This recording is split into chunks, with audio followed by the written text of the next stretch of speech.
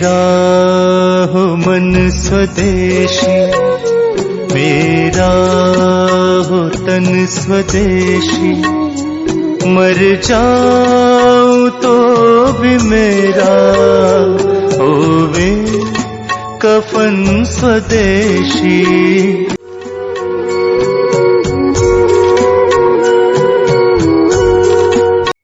नमस्कार, जय जगत, वंदे मातरम। मेरा नाम राकेश मालवीय है। Social knowledge and awareness channel पर आपका बहुत बहुत स्वागत है। आज जन्माष्टमी है। भारत में जन्माष्टमी को एक त्योहार की तरह मनाया जाता है। इसमें लोग व्रत रहते हैं, दही हांडियाँ फोड़ते हैं और अनेक प्रकार से इसको सेलिब्रेट करते हैं। इसी के अवसर पर सोशल नॉलेज एंड अवेयरनेस की तरफ से आप सभी को जन्माष्टमी की ढेर सारी शुभकामनाएं। छोटी उम्र में एक व्यक्ति क्या करता है, क्या सीखता है? छोटी उम्र मतलब कच्ची उम्र। इस उम्र में व्यक्ति खेलता है, कूदता है, घूमता है, फिरता है और लड़ाई झगड़े भी करता है। इसी तरह हमारा बचपन गुजरता है। लेकिन आज के हमारे मेहमान जो कि बचपन से ही ईश्वर की भक्ति में ध्यानरत रहे और अपना जीवन भी ईश्वर की भक्ति, भजन, भागवत गायन आदि में लगाने का दृढ़ संकल्प किया। तो आज के हमारे मेहमान हैं श्री हेमंत भार्गव जी। ये मूलतः गुना मध्य प्रदेश के रहने वाले हैं। इन्होंने 7 वर्ष की उम्र में ही आध्यात्म शिक्षा लेना प्रारंभ कर दी थी। तो आइए मिलते हैं। स्वागत है सर आपका सोशल नॉलेज एंड अवेयरनेस के इस खास एपिसोड में।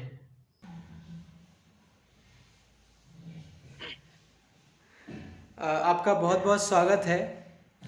तो आप हमें बताइए सर कि आपने अपने जीवन में भागवत गीता, कीर्तन गायन आदि इसी रास्ते को चुना। ये जीवन की जो यादें हैं, जो अनुभव है, वो हमारे साथ साझा कीजिए।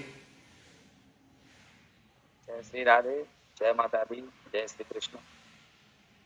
देखिए, वैसे तो अब तक की मेरा मानना है मानव की जो ईश्वरीय कृपा है, विशेष आशीर्वाद 84 लाख योनियों में से मुझे एक निकृष्ट को उन्होंने मानव देह को देने का तो आशीर्वाद प्रशस्त किया। अभी तो रही बात इस कर्मकांड की, भजन संगीत इत्यादि भागवत में कर्म करने का, तो चूंकि ब्राह्मण कास्ट से मैं बिलोंग करता हूँ, अभी तो हमारे घर में भी ये प्राथमिकताएं पीढ़ी दर पीढ़ी से चली आ रही हैं। साथ में कृषि वाणिज्य का भी विशेष काम है। अभी तो इन चीजों के साथ में रहते रहते हमारे दादाजी, बड़े पापा, फिर बड़े पापा, फिर मेरे स्वयं पिताश्री, हम सब लोगों का एक ऐसा क्रम रहा कि उन तीनों पिताओं की हम 8 संतानें हैं और उन 8 भाइयों में से अदरवाइज कोई इस काम में इन्वॉल्व नहीं है, ना कोई इंटरेस्ट दिखाता, केवल मुझे छोड़ के। मैं अपने दादाजी से विशेष इंस्पायर हुआ और ना कुछ उम्र में ही मैं आश्रम गया। वहां पर 7-8 वर्ष अपना जो समय व्यतीत किया कर्मकांड के उपलक्ष्य में।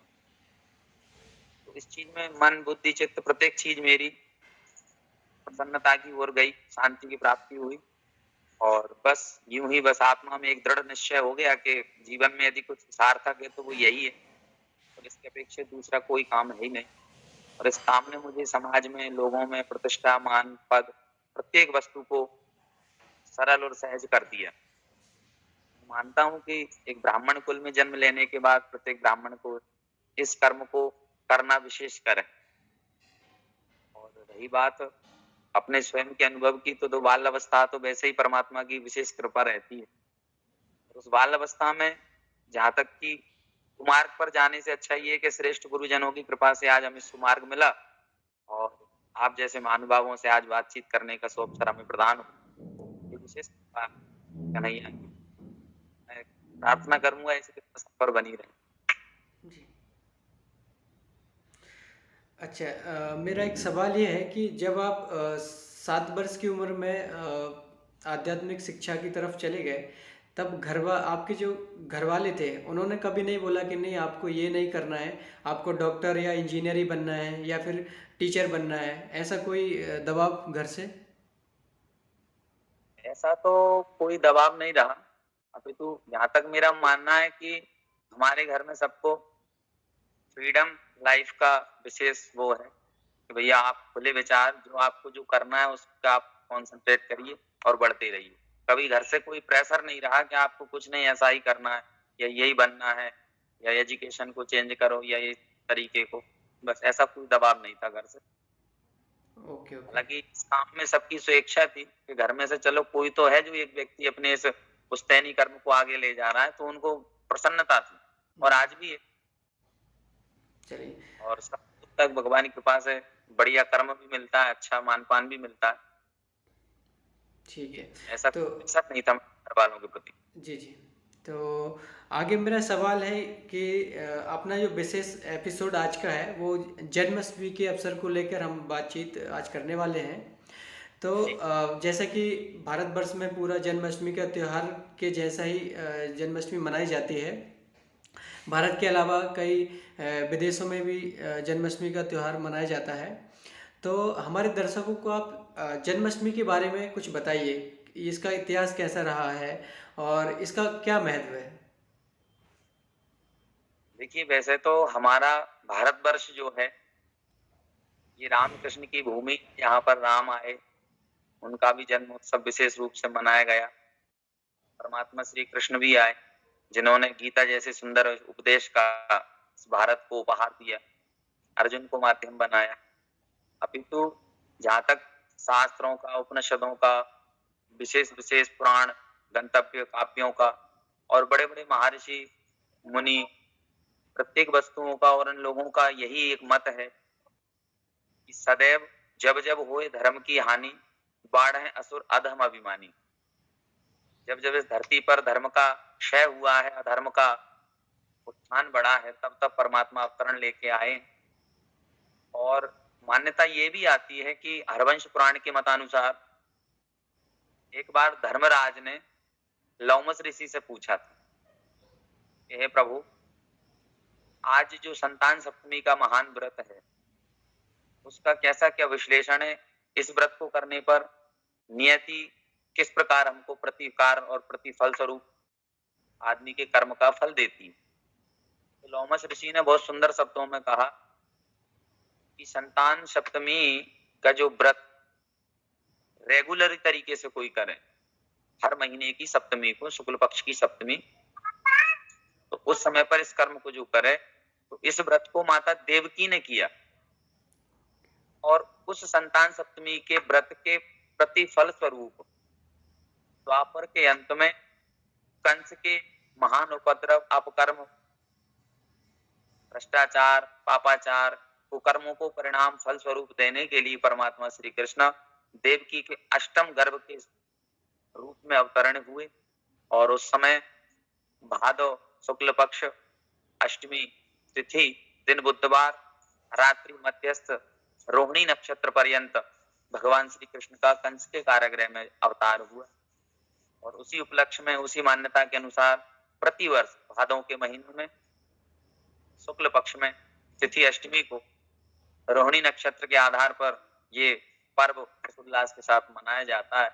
और ये हमारी भारत की एक तरीके की संस्कृति है, कल्चर है, जिसको मैं तो ये कहूंगा कि प्रत्येक मानव को बड़े हर्ष और उल्लास के साथ मनाना चाहिए। ये हमारा परम धर्म है। तो जैसा कि आपने इस जन्माष्टमी के इतिहास पर थोड़ी सी नज़र डाली है। अब जैसे लोग, जो आम लोग हैं, आम जन हैं, उनको आज के दिन का महत्व भी ज़्यादा पता नहीं रहता। तो अगर वो ये इस व्रत को करना चाहें, तो किन किन किन चीज़ों का उनको ध्यान रखना होगा? वैसे तो देखिए, मनसा वाचा कर्मणा, 3 प्रकार से किसी भी व्रत को धारण किया जाता है, वचन से, कर्म से। पहले तो हम अपने मन को दृढ़ करें कि हमें मन बनाना है कि हाँ, कल हमारे समक्ष में या आज वर्तमान में ऐसा महापर्व हमारे बीच में आया है, तो आज हम असत्य से व्रत रखें, बोलेंगे तो सत्य का संभाषण करेंगे, असत्य का अनुसरण नहीं करेंगे।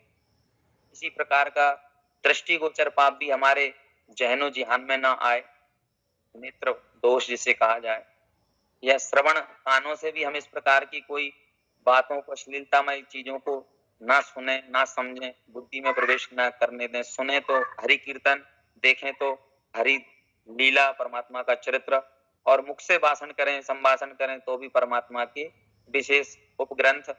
और व्रत रखें, सारे दिन पूजन पाठ की तैयारी में लगे रहें, भगवान की फूल परचर्या, माला, मंदिर की साज सज्जा, इन प्रकार के कर्मों को करें।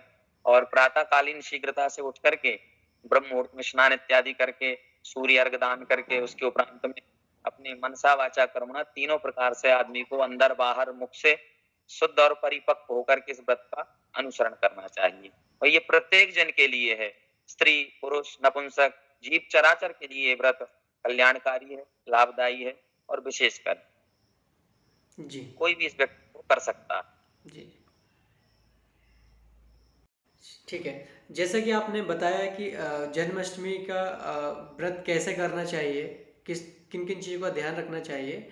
अब मेरा सवाल ये है कि जो जन्माष्टमी का व्रत है या जो त्योहार की तरह लोग मनाते हैं, तो इसका आध्यात्मिक महत्व क्या है? देखिए, ये पूछिए कि आध्यात्म किस चीज में नहीं है। हमारे भारत की संस्कृति, साहित्य, कर्म, प्रतिक्रियाएं, प्रत्येक क्रियाएं भारतवर्ष के हम हिंदुत्व सनातनी लोगों का जो है वो प्रतिफल, प्रत्येक वस्तु, प्रत्येक क्रिया आध्यात्म से ही जुड़ी है। इसलिए ये कहा जाएगा कि ये जन्मोत्सव हुए, ये कर्म हुए, ये उत्सव हुए, इन्हीं से हमारी नई पीढ़ी को, नई जनरेशन को आध्यात्म की ओर बढ़ने का एक देखा जाए तो नया संदेश मिलता है कि हाँ, हमारे जीवन में ये आध्यात्म भी बहुत जरूरी है, आस्था होना बहुत जरूरी है। इन दृश्यों को, इन कलाकृतियों को, इन लीलाओं को हर वर्ष प्रदर्शित करने का केवल हमारे सनातन का यही मूल उद्देश्य है, था, रहेगा।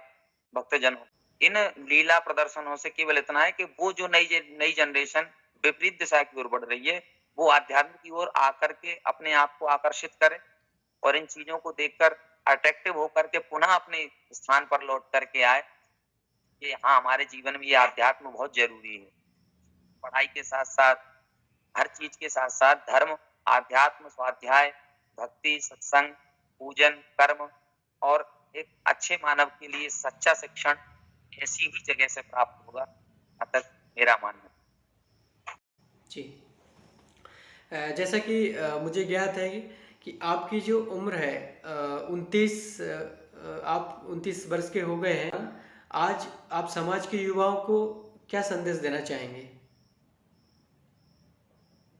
देखिए, मैं अपने हम उम्र के लोगों को अथवा नई पीढ़ी को केवल एक ही संदेश दूंगा कि आज ये एक उम्र एक ऐसी उम्र होती है, इसमें आदमी कहते हैं कि होनहार बिरबान के लकत चीकने पात।